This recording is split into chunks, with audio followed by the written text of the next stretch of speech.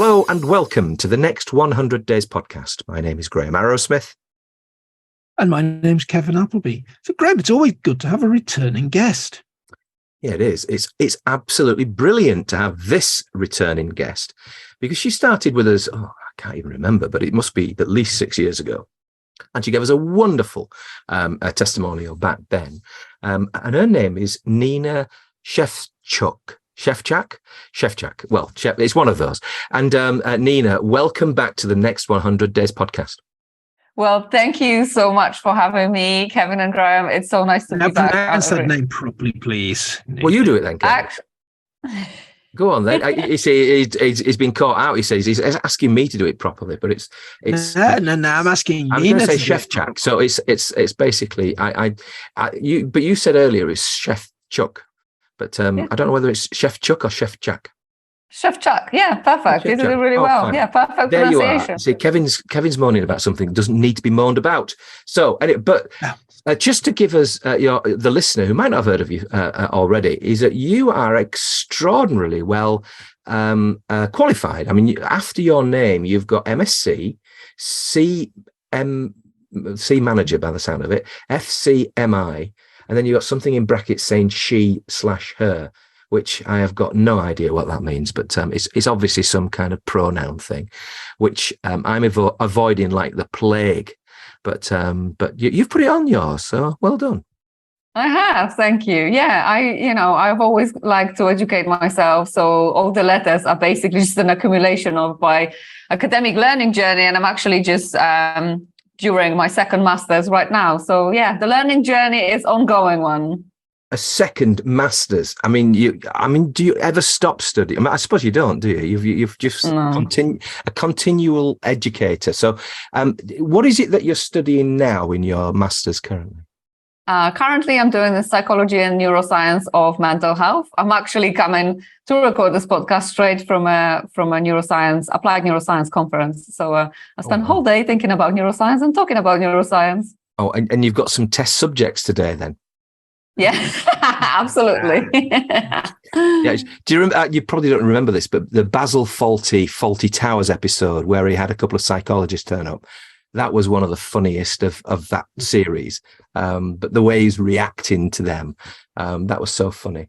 But I suppose you get those kinds of reactions to yourself in a way, because people will realize that you can actually read them quite well. Well, I think there is obviously neuroscience, but there's also a lot of just life experience and work experience and everything else that I have done. But I would also say that when it comes to reading people, I don't really like to use that term, because to me, it's all about listening. I think when you think that you can read someone, you are in danger of making a lot of assumptions. Yeah. And I think the most important thing in building relationships with people is actually to go in without judgments and assumptions and listen so you can learn. No, you got and that actually wrong. build a group. No, you're okay. Of course, you've got to judge people. I mean, that's part of the fun, isn't it? I mean, and then be proved wrong. But no. You are right, because you shouldn't be judging people unnecessarily. But having said that, it's when the kids say, "Don't judge me," I'm thinking, I already have. Sorry, that moment's gone. Too late. Boats sailed. But no. Since we last met you, what's been your story of development? Wow. Well, since we last met, my whole life has changed completely, especially within the last couple of years. Obviously, when we met quite a few years ago, I was working for a cosmetics company for a while, and I was doing a side hustle, and I was still studying and so on. And I continued to do that for a while. And then everything had changed, ironically, on New Year's Eve 2021, 2022. So I decided to basically have a midlife revolution and change everything, because, my life had just taken a wild turn. So since then, I basically walked away from everything that I had built in the previous 18 years. So I sold, gave away, donated everything that I had. I packed my 18 years of life into one suitcase, took a one-way ticket to Canada and my 2 Dalmatians, and off we went, traveling across British Columbia and Alberta, which had been incredible. And actually, my dogs are still in Canada right now. And I had to come back to the UK for a while to support someone's health. So, and I started the Midlife Revolution business, and I started studying neuroscience and psychology of mental health. So I basically, changed everything, which has been fascinating. So what happened? What happened that New Year? Well, what happened is that at midnight, I was still happily married and looking forward to 2022, because obviously 2020 and 2021 had just been so COVID driven, right? We were all stuck at home and on screens.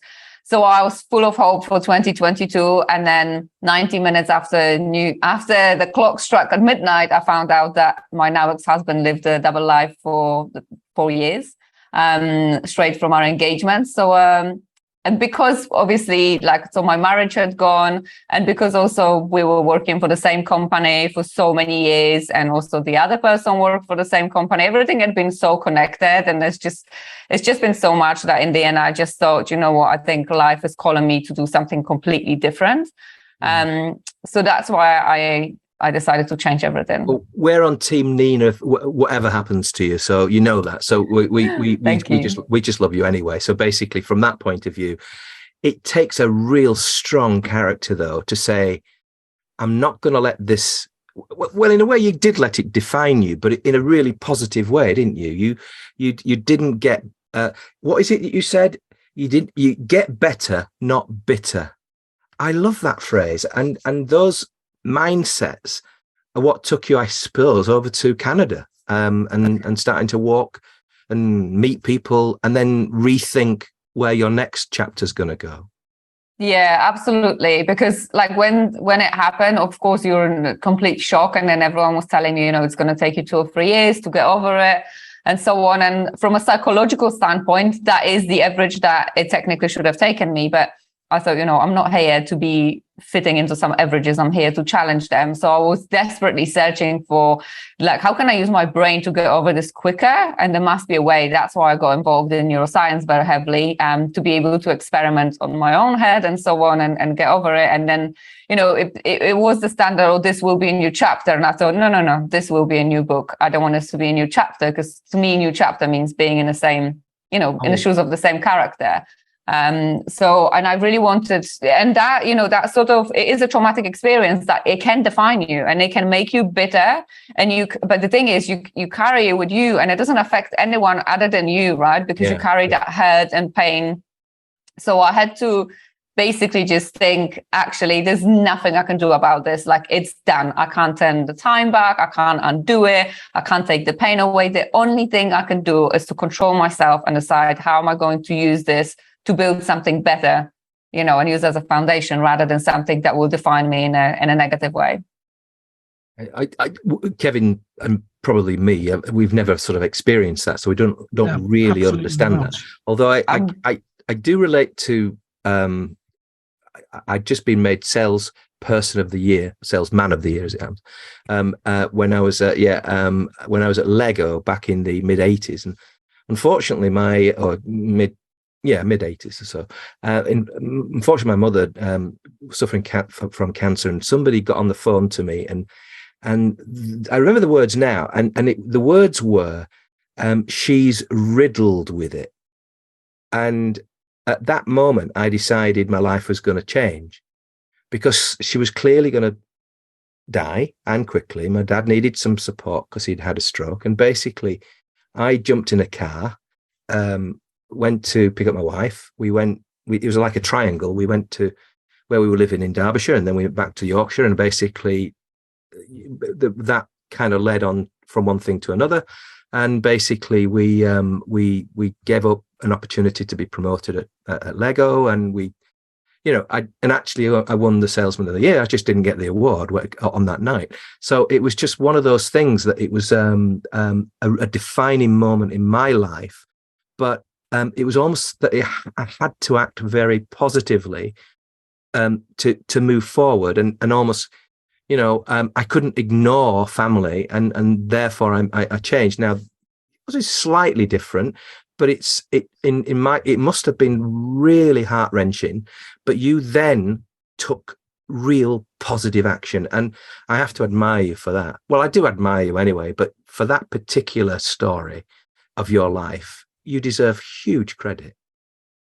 Thank you. But like you say, these are defining moments, and I believe every moment and everything that happens, we don't control anything other than ourselves. I think we create the illusion that we control so much in our lives, but the only control you ever have is self-control. Yeah. And every moment like this is can be a defining moment, but every moment like this is also an opportunity to choose, right? You choose to get better, not better. You choose to get, move on with wisdom rather than wounds and so on. So everything is a choice. So like the action that you have taken was also a choice. Like you didn't let that, define you in a negative way, but actually, use it for a positive, considering that there wasn't much that you could do about, obviously, the health situation, right? The only thing you could do is like decide how you're going to react to and what you're going to do with this.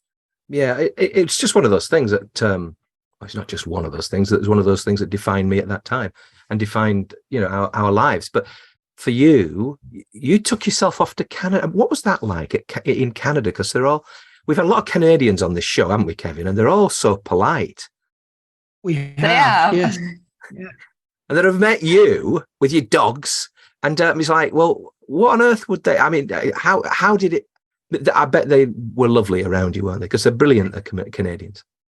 Yeah, absolutely, and it was absolutely incredible. I love over there. I just love the space, and the scenery is incredible, and people are absolutely amazing as well. So we had the best time. Of course, it seemed a little bit bonkers. Like I didn't know how am I going to. I had 24 hours to buy a car. I was like, how am I even going to drive on the other side of the road with 2 dogs somewhere in the back? Like a crazy scenario. But of course, you just go with it and things work out and you make things work. And we had an incredible journey. And everyone was loving the dogs as well. So bring us right forward to where you are right now. You have a business which is all about the midlife revolution. One question: what's the starting time for midlife? Well, to be honest, it's quite funny because people often say, you don't look midlife. Who said that you're midlife? You did. I'm like, well, I did, right? I'm the person to decide. And I decided so. So there we go. But the starting point very often is that we, as humans, we change either by inspiration or by pain.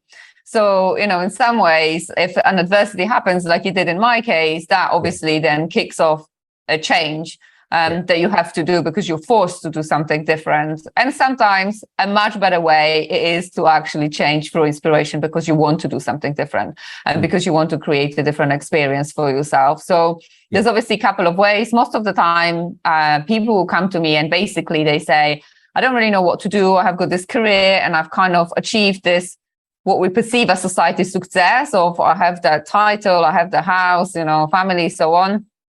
But I'm unhappy or I don't feel fulfilled or my life lacks meaning and I really want to do something else. But, what will people say? Like, what will my family say if suddenly I leave that managerial or leadership role with the title and, salary that comes with it and go and become a photographer or whatever.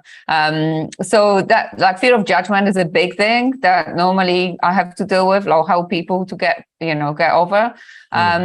Also often it's like people say, I lack clarity. I don't know what to do. And literally it takes one question. You always know what you want to do. You always know. But people are sometimes scared to admit it to themselves because admitting it means that now you have to decide whether you're going to do something about it or whether you're going to just stick with it and on. And you've avoided the question. You're a brilliant politician. So what age does it start at, Nina?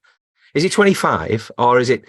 I mean, my kids are now edging into... Well, 2 of them are in the 30s and the other one's nearing the 30s. So basically, is it in the 30s? Because technically, according to research, it's like between 40 and 60, but there is a 10-year leeway on either side. So basically, I've decided that as long as you're not in a nappy on either side, you're midlife.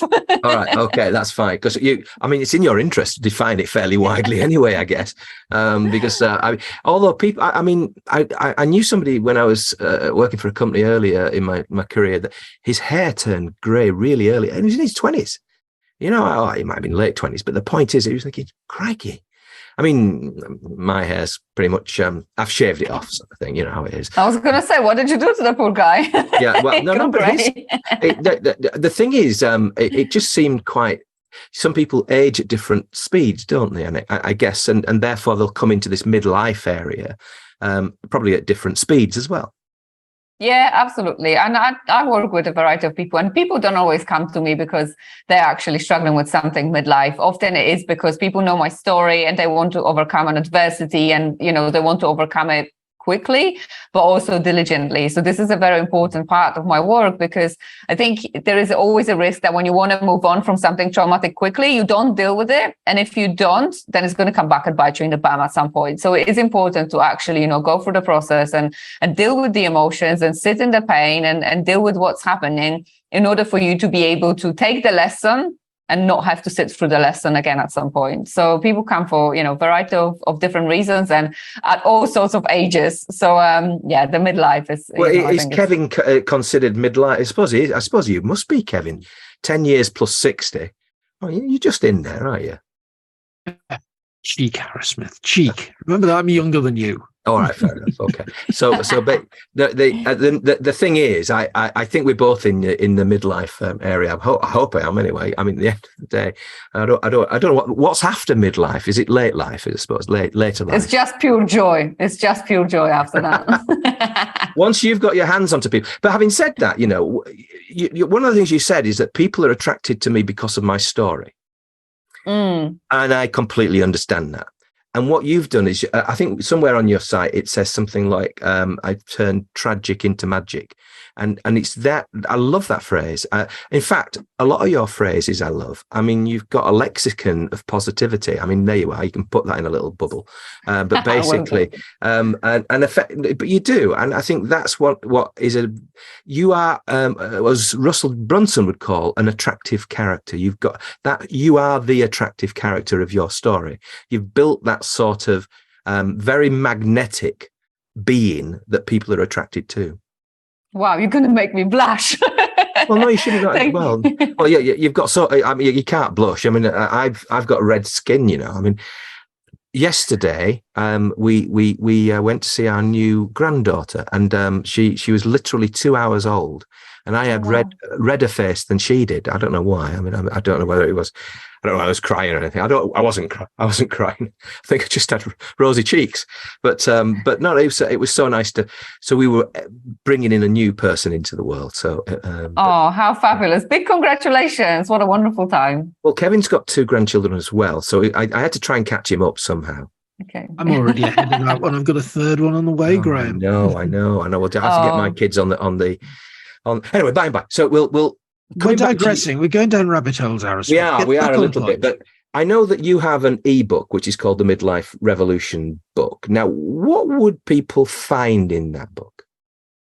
Basically, the process that you can use to change. So it takes you through the steps of whether you want to change because of adversity or inspiration, whatever that might be. But what steps do you need to take in order to change? And a lot of it is basically you have to answer these questions. I don't believe in having formulas or blueprints saying this is what you need to do, because when it comes to life, we're all so unique and want different things. It is important for you to, you know, look within and figure out what is it that you really want, and then take those steps. So it is about, you know, creating clarity within your mind of what is it that you want, but then also a lot about how do you manage the mind? Like, how do you, you know, sort out your head? Because like, ultimately, that's the most important thing. Like whatever is in here is creating your reality, because whatever, you know, our thoughts generate our emotions, and our emotions generate our behaviors. Our behaviors then drive our actions.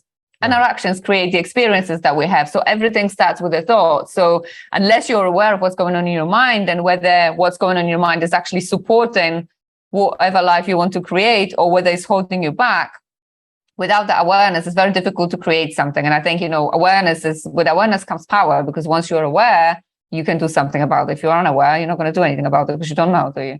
No, it's so logical, Kevin. But one of the things that I'm finding from this is that I'm itching for you to tell me a story about somebody that you've helped.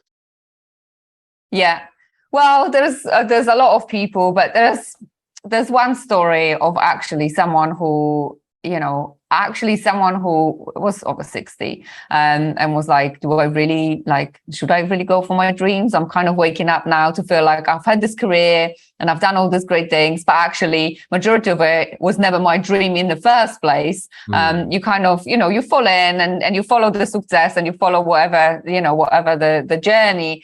And then at some point people wake up and go, whoa, this isn't where I wanted to end up. It was great. But now I'm 60. Like, is there a point of me going back and, dusting off the box where my dreams had been and doing something? And I was like, of course, like there's no such a thing as too late.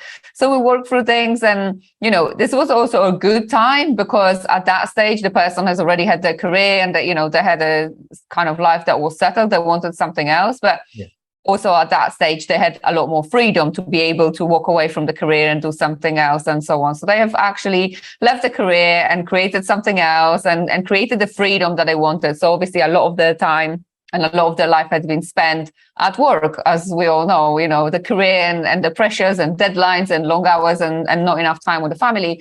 So actually the change was to create more freedom, to have more time for the hobbies, for the things that light you up, and get off the treadmill of constantly doing the same things and getting the same results that you're like, this was, it was great for a period of time, but now I'm ready to do something else. These are my favorite stories, when people actually then go and you see them and they're like, wow, I feel like a completely different person. And that person felt they were attracted to you because they could see in you somebody who can actually help them with the steps, but also with the mindset and almost like releasing this thing that you talked about earlier. This, all these ideas are in your head, but getting them out in where there's so many things going on in your life. There must be a real skill to you. You said that there was a question that you were asking that you had to answer to start that process. Yeah, there's a lot of questions actually, but I think the very important thing is that our human brain, so as humans, we think 60 to 70,000 thoughts every day. So that's a lot of thoughts, right? But 90% of them are the same today as they were yesterday, the day before yesterday, and the day before then. So they become very automatic and we're completely unaware of them. And that obviously creates our routines. And then people don't even we don't realize, because we do that every day and we're busy. We don't really stop to think what's in my head. People don't realize what's going on. So the first thing is, I ask people questions, and very often, someone comes to me and they say, I'm in this job, I've got this title, my family is happy with this, I'm not happy, I really want to do this, I don't know what to do. I'm like, okay, well, imagine that we met here in 3 years' time and you're still in this job. They're like, no. I'm like, well, there's your answer, right? Your initial reaction goes like, no, I cannot imagine it. I'm like, that's your answer. The question isn't, is it this or is it that? The question is how you're going to do this in a way that enables you to follow what you want to follow without feeling like you have to abandon your family or go against them or, face the fear of judgment and so on. So, there's one question that's super simple, not rocket science whatsoever, but you ask this and you get a strong reaction pretty much 99% of the time. And then the rest of it is, through asking questions and actually just listening to people, because we don't spend enough time in our heads to think what is in our head. When you talk, someone else is able to identify the thought patterns and what may be holding you back. So, I will behave I will be like the mirror that mirrors things back and be like, here's what's coming out. But then also the person will go away and do some work on becoming more aware. And I call it, the awareness of the self on the self, the awareness of the thoughts that we're having and what the impact of those thoughts is on us and how does that create the lives that we have got. So, everything I do, none of it is rocket science. It's all very simple. But simple doesn't mean easy. So, this is why we struggle with it, because we get so used to those routines and so used to, doing the same things day in, day out and chasing the same story, that then when you're trying to get off and break away from it, it can be challenging. I'm sure for that individual you talked about, it must have been quite challenging. They absolutely knew they didn't want to be in a position that you mentally took them to. So then when you start unpicking the things that, like you were saying, one of the things that'll probably be in people's minds, we talked about it earlier in a jokey way, but judgment. People do judge others, and if you were to allow that to really get into your head, then it probably would be there in 3 years, or she would be there, whoever that is, it would be there in 3 years, and they'd be there under suffrage, but they'd still be there because they're fearful potentially of the biggest thing that might be some other people's judgment, and that might be a partner or whatever, other people around them who were going to call them out for it. And of course, you will have, as the, what do you call yourself? Are you a coach? Is that what you are? In Midlife Revolution specialist. All right, okay, like Che Guevara or something like that. But basically, you are creating a revolution in their midlife. What is it about other people's judgment that you can shatter that? How do you shatter the other people's judgment and take it and actually get rid of that? Effectively, a false belief, isn't it? I mean, they don't have to accept it for what it is. Yeah, I think there's two big things. One, and actually someone asked me about it yesterday, how do you deal with fear of judgment? One, I think you have to remember that if today was your last day, and who's going to be the final judge of how great and meaningful and fulfilling and happy your life was? Is it going to be all the people that you're worrying about, or is it going to be you, right? Because you're going to be the final judge. No one else will be able to judge your experience, or nobody else's judgment will actually matter on the last day. So why would you allow those judgments to make you do what you don't want to do, or create a life that you don't want to live just because you're worrying about it? So that's the one thing I always think. Go to the last day and think, if this was your last day, would you be worrying about somebody else's opinions? People go, no. I'm like, well, there's your answer. But the other thing to remember is that we all judge, and everyone judges. It's part of life and how the human brain also works. And you have to train your brain. I actually train my brain not to judge. But everyone judges through their own lens, right? So every single person has got their own, experiences, beliefs, values, ethics, and judgments and opinions based on all of this. So wherever the judgments are, they're never relevant to your own experience. And actually, I always think the judgments are telling me more about the person who's doing the judging than about me, because obviously they're doing it through the filter of their lens. Yes. So if someone is, you shouldn't be doing this because that's this or that, I'm like, well, that's your worry and your anxiety that's driven by your beliefs and your experience. That's not my experience. So don't worry about that. So I think remembering that every single judgment actually is done through the lens that's unique to the person, it makes it irrelevant to your experience, because no one has got your experience, and no one has got your life, and nobody else has got the same values and ethics and beliefs, because that all comes from the experiences that we have got in the life that we're creating. Therefore, judge away, because none of it is relevant to what I am doing. There have to be genuine fears in there as well, though, and as well as what will people think. And take the example that you gave earlier, the guy in his 60s walks away from a career. Well, that's walks away from a regular income, walks away from security, takes risks. So there's got to be some genuine fear other than just what will other people think. Definitely. Fear is a big factor, of course. And there's always risk. But, life in itself is a risk. I can walk out today and get run over by a bus. Like the minute you're born, you're at risk of all these different things. And I think sometimes we have that false belief that staying in a career or staying in a corporate world is safe. It's not. Maybe it used to be years ago, but it's not. Anything can happen at any time. So everything comes with a risk. And you have to weigh up of like, do I stay in the perceived secure job and stay knowing that it doesn't fulfill me and I'm not happy? And I'm not saying that is the case for everyone, but obviously a lot of the people that I deal with. So do I do this and just put up with this because I feel that it's safer?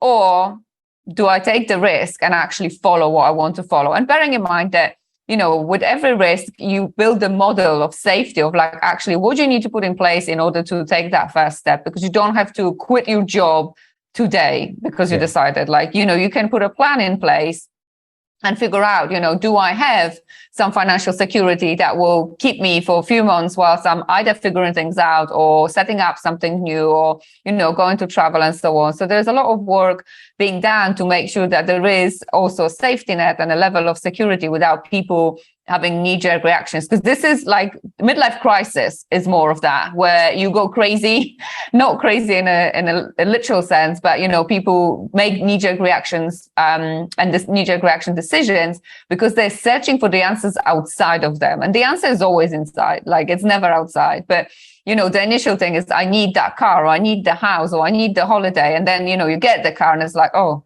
it's not this. It must be another car, or it must be, something else, or a different partner. And it's not that. You have to really look within to figure out what is it that you're searching for. What is it that's missing? What you're really saying is that, Graham, you shouldn't have got that Tesla. It's just a midlife crisis car.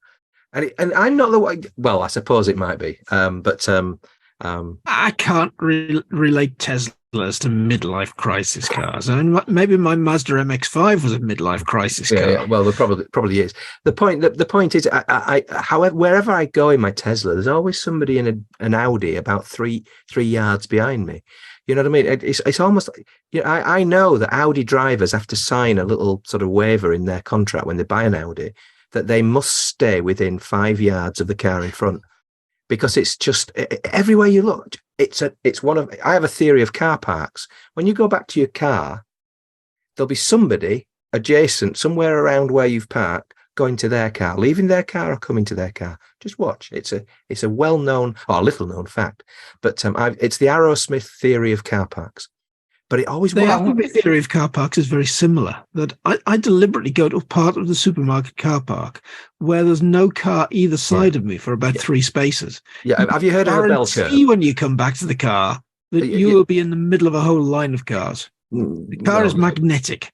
Yeah, well, I think that's probably true. It's certainly true of my car. I know that. But anyway, we digress again. But I think it's because we have to sort of let what you've been telling us marinate a little while because effectively you are actually giving us some sort of thoughts here that are really quite interesting, because to be honest with you, we all have dreams, and have we fulfilled them? Kevin and I have left corporate and we've started our own businesses, and at the end of the day, we started this podcast. We've been doing it for 7 years, and at the end, we've not stopped, and we could have done, and I don't know, I just, what's the thing that's in my mind, what do I want to be able to do in the next? Is that one of the things that you're asking people?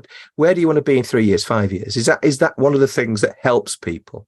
Yeah, mostly who do you want to be? Because very often we get attached to the titles, and like when you say, what do you want? It's like, oh, I want to be a doctor, or I want to be a lawyer, or I want to start a podcast or whatever. But it's like, no, who do you want to be? So like, right. I want to be someone who, I don't know, spreads joy, or I want to, like, what sort of emotions do you want to live by? Because that's another thing that we don't realize. So if you want to have more peace, more joy, more happiness, more bliss, I don't know, more relaxing states and so on, like, then these are the important bits, because then you figure out, okay, well, how do I achieve this? That's the next step. But the first thing is like, actually, who do you want to be as a person? Like, I want to be kind. I want to be peaceful. I want to be this. I want to be that. Because everything starts with ourselves. Like, whatever we want to create, like, it doesn't start outside. It starts within. So we have to first figure out, like, who is it? Like, who is it that I want to be? And like, what sort of experience do I want to create? And I always think it's quite nice to start with a blank piece of paper and be like, if you forget everything that you know, everything that you've been told, and everything that you have experienced, and everything that you think you need to be doing, and who you need to be, and what you need to do, and what you need to have, and so on. Forget all of that. If it was just you and the whole planet, and you could do anything you want, and you could be whatever you want, and whoever you want, and you could have whatever you want, what would it be? And then they're like, oh my God, I would do this and I would do that. I'm like, well, that's the direction we need to go in, right?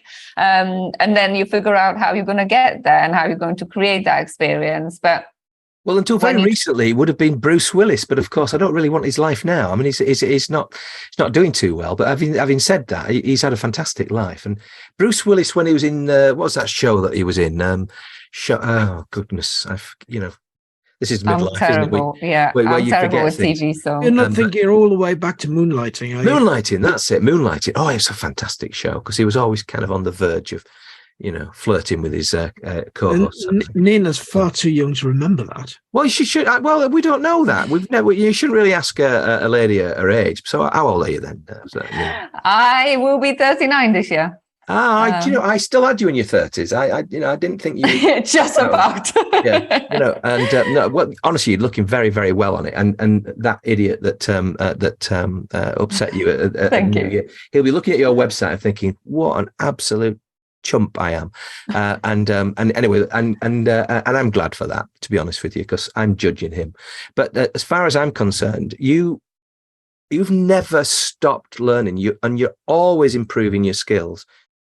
Why should people come to you? Is it because of your skills, or is it because of you as a person?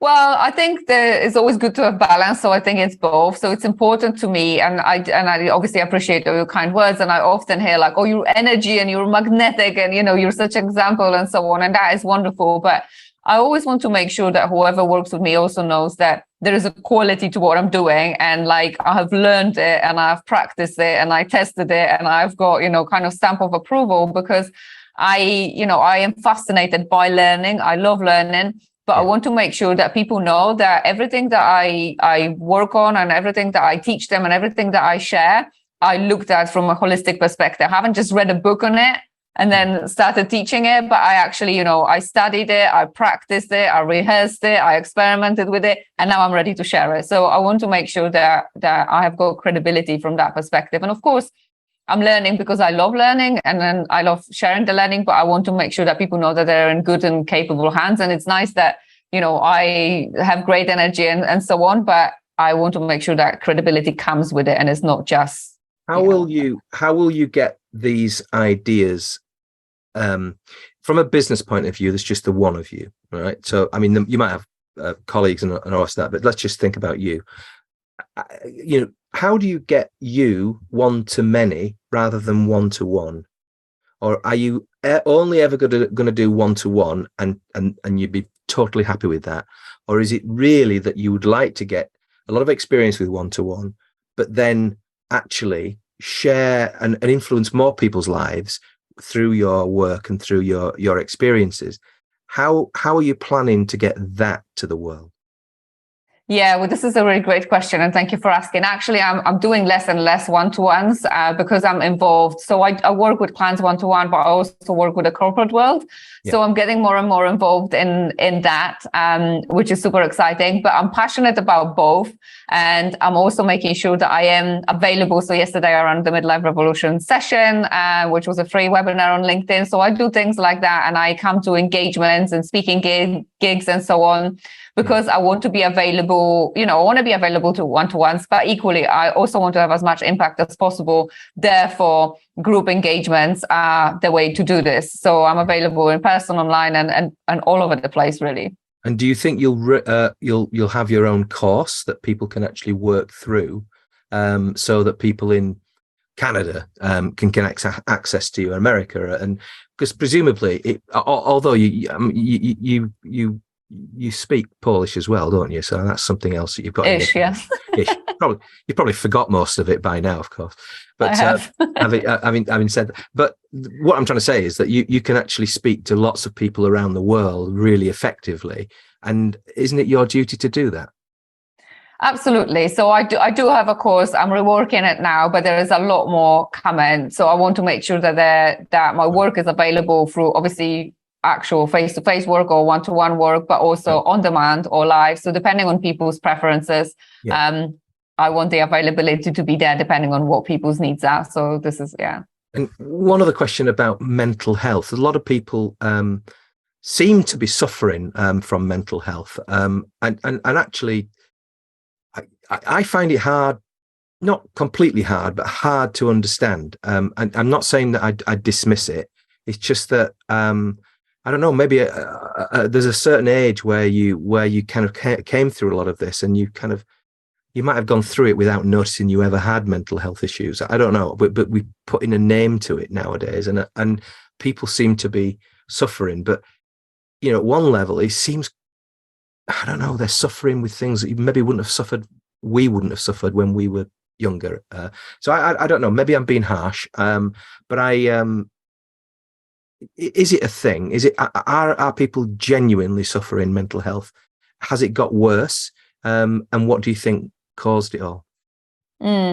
Well, people are genuinely suffering, and I think the statistics are shocking. So obviously there's 8 billion of us on the planet now, and 1 billion people are reporting mental health issues according to the UN from last year's data. So to me, that's unacceptable and shocking. But I do think that what's happening now is that the approach to mental health is, mental health, like you have got a disorder, go to doctors, get a pill, right? That's not that to me. That there are some cases in which this is the right way, but the approach that we've got to mental health, to me, is too black and white, this or that. Go to doctors, get a pill, sort yourself out. It's not. Like a lot of the mental health issues that we're struggling with, we're actually, the stress is generated in our mind. Like we generate stress. There's not. It's not the situation, it's what you think of the situation. This is what I was saying, that, our thoughts generate our emotions. So if you think happy thoughts, you feel happy. If you have sad thoughts, you feel sad, which is normal. But our bodies and our minds get conditioned to be a certain way, to think certain thoughts. So if you do that every day, and, if you feed your mind with thoughts that are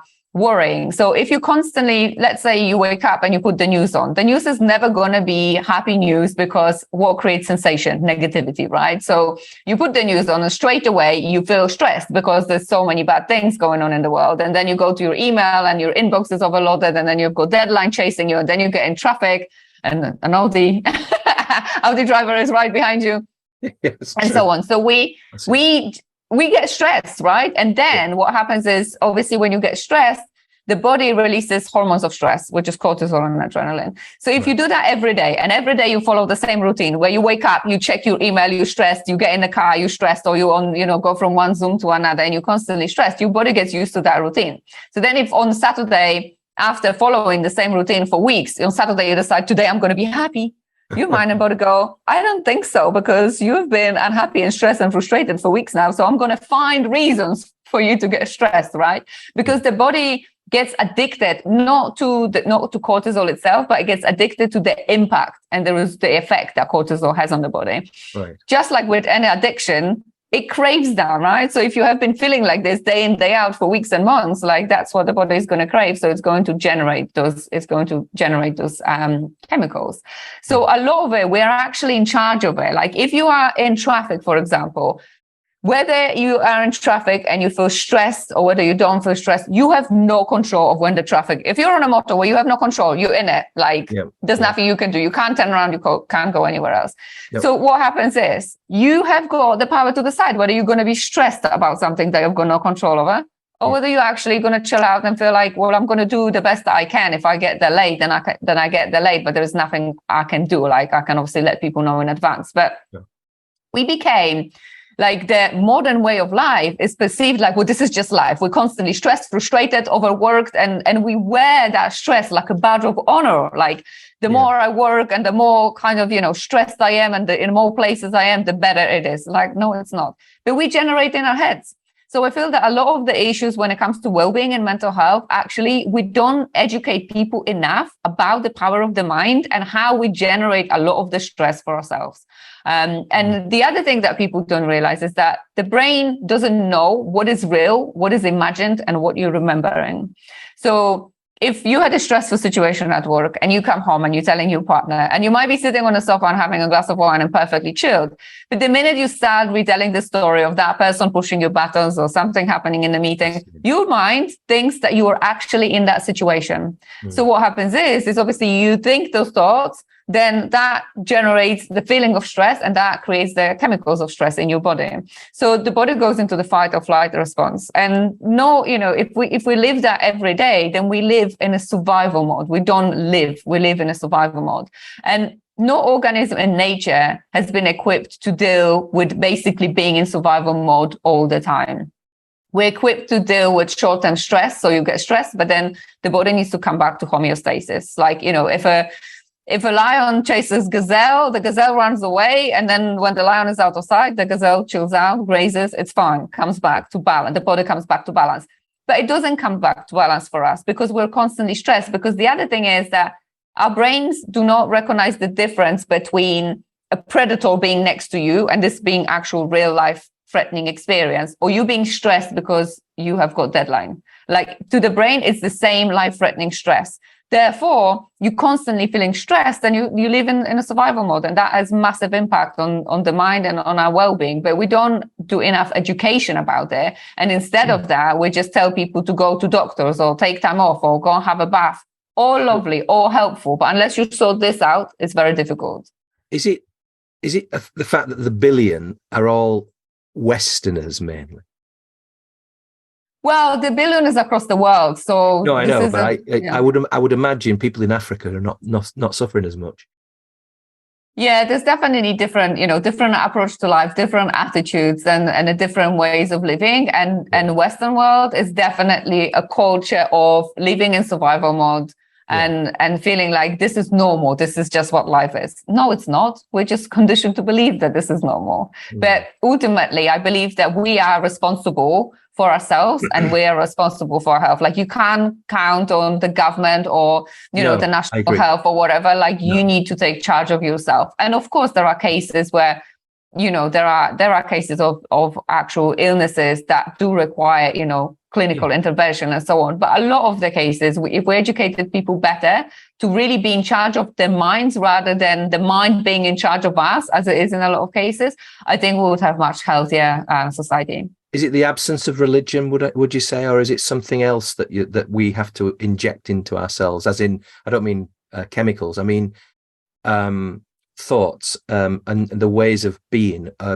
Going out for a walk, is that the prescription that you would medically or non-medically give to people? Yeah, I think the important thing is to become aware of the thoughts you are having first and foremost, and then I call it mindscaping. Assess the mindscape. So assess the landscape of your mind. Yeah. See what thoughts are the useful thoughts and what is helpful and what is not helpful. Like what are the weeds that you need to weed out and what space do you need to create for new seeds? Because a lot of the times we have beliefs that are, people don't realize that what's in their brain isn't always real or true or a fact. Like the brain is like a computer, right? Whatever you put in there, it will check out. And over the years, we put a lot in. But unlike with the computers, we don't upgrade or change. We just continue on the same software and hardware the whole time. So it's important as a first step to identify like what are the beliefs that actually are, not serving any purpose. If you believe that you're unworthy, that you're not good enough, that you need to feel guilty or shameful about something, well, guess what? That is going to have an impact on your wellness because all of those emotions are generating the chemicals that are having negative impact on your body. Yeah. So ultimately, that then leads to illnesses. And I think, over 90% of all illnesses are linked to stress, right? 90% of all illnesses are linked to stress. Where is stress generated? In our heads. So what do we need to do? We need to learn more about, the head and like, how do we manage our minds rather than, just thinking going for a walk is really lovely. I go for a walk every day and I think that's amazing. But it's also important to set an intention for the walk. So if you go for a walk, but you constantly think stressful thoughts and you're, rehearsing the same stressful meeting that you had been in or something that had happened 5 years ago or the betrayal that you've experienced years ago, well, the walk will help to a point, but it won't be as helpful as if you go for a walk and think, actually, for the next half an hour, I'm going to think about, what future I want to create or, The simple question is just tune into the next 100 days. It's so easy. And you'll get to the end of the walk. Your mind will be blank. And you'll get home and you'll be thinking, yeah, that's really good. I feel really good about myself. I've been listening to Nina. She's fantastic. I now no longer have a problem with negative thoughts. Then you open the door and she says, where have you been? And it all floods back. No, I don't. Honestly, it's going to be a really challenging thing, though, isn't it, for people to get out of the mental fog that many of us are in.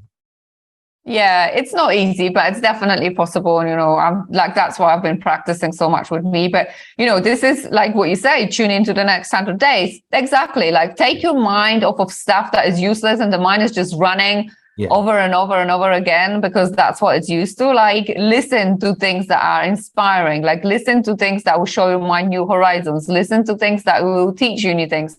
Like that is really important because the brain is a record of the past. It predicts your future based on the past. So it only knows what it has experienced. So if you want to create something else, you need to show in your horizons. And how do you do this? Through learning, through exploring, through listening to people, through listening to podcasts. And talking about 100 days, actually, 100 days had played a key role, as always in my life. But in my own kind of healing process, it takes around 90 days for the brain to come to terms with disillusionment, right? So the first 90 days from New Year's Eve to, the end of March were crucial in my process, in terms of coming to terms with what was happening and giving my brain the time to be able to actually, come to terms with it and figure out another way, because the brain is so used to thinking, planning the future based on the past. And then suddenly, well, that's not going to happen. And the brain doesn't know where to go with it. So you have to allow it the time to figure out another way and create a different future. But in order to do this, you can't just sit there and be, dwelling on the past and wallowing in self-pity, because that doesn't help. You need to actually force your mind to listen to other stuff, to see other things, to find people who are inspiring, because this is what's going to take you forward rather than, being stuck in the past. Wow, that is inspiring. And you, again, have been an inspiring guest on the Next 100 Days podcast.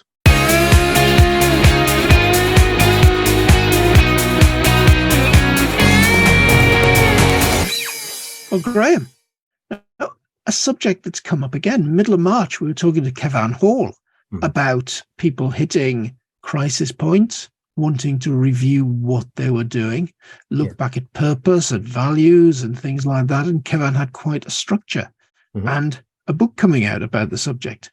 Nina looks as though she's doing something very, very similar, but from a different background with a slightly different angle on it. And that's masters in mental health, clearly making a big play into the area. Absolutely, absolutely fascinating. She's a very impressive young lady, and barely into midlife herself, but you would probably say she is. And she has on her website, you can get hold of an ebook called the Midlife Revolution book. She has a free webinar, and she has other sort of ways of getting in touch with her and effectively either becoming a coach, but she's working increasingly with corporate. So if you're a bigger company and you think that you could actually deploy her positivity in your business and help those people who probably need to address the issues that they're facing, then, she would be an extraordinarily good person to get on board. It's not many people around like her with a great story, with a tremendously positive attitude to life. I just think the world of her. I think she's not unlike a lot of other Polish people. Very, very hard working people. Great amount of time for Poles. They've been over the years been fantastically friendly with the Brits as well. I guess on that note, Kevin, it's been another good podcast. Yeah, it's been a brilliant podcast, Graham. Well, thoroughly enjoyed that one. And throughout, I've been Graham Arrowsmith. And I've been Kevin Appleby, still having a midlife crisis. Goodbye. Goodbye.